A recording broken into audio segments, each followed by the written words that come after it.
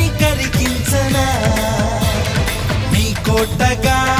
మారేందుకే నా గుండె చాటుల్లో చోటున్నది